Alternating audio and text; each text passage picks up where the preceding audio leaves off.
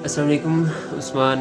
आज आप लोगों के साथ रोशनी से रिलेटेड कुछ ग्लोजरी कुछ वोकेबलरी जो कुरान मजीद की है वो शेयर करूँगा। और काइंडली ये याद रखें कि मैं ख़ुद भी एक किस्म का स्टूडेंट हूँ, मैं भी सीख रहा हूँ और मेरे से भी गलतियाँ हो सकती हैं। तो बहरहाल ये एक चीज़ आप लोगों ने ध्यान में रखनी है। फिर भी आज रोशनी से रिलेटेड कुछ वोकेबलरी है वो आप लोगों के साथ शेयर करूँगा। इसमें पहला वर्ड है अनार मुनीर। ऐसी रोशनी जिसमें रोशनी और चमक तो हो लेकिन हरारत और सुर्खी ना हो, इसको अनार या मुनीर के नाम से हम रेफ़र करेंगे, देख सकते हैं। सेकंड वर्ड है हमारे पास दिया नार।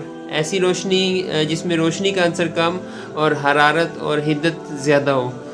फिर है जल्ला, किसी खूबसूरत चीज़ का रोशन और नमूदार होना जल्ला कहलाता है।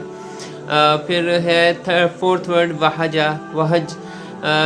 ऐसी रोशनी के जिसमें हरारत भड़क और सुर्खी बहुत ज़्यादा हो, वहज के नाम से उसको हम लोग कह सकते हैं, कुरान मजीद में हो सकता है वैसे।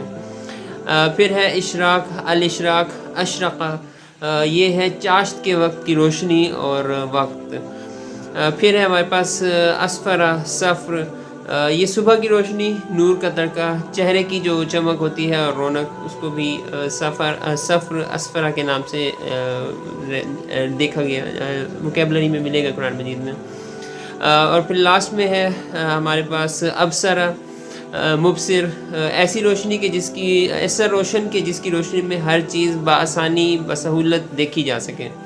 अब आप लोगों से एक क्वेश्चन है कि अशरका अल इशराक और असफरा या सफ़र, इसमें से कौन सी रोशनी पहले आती है? जज़ाकल्लाह।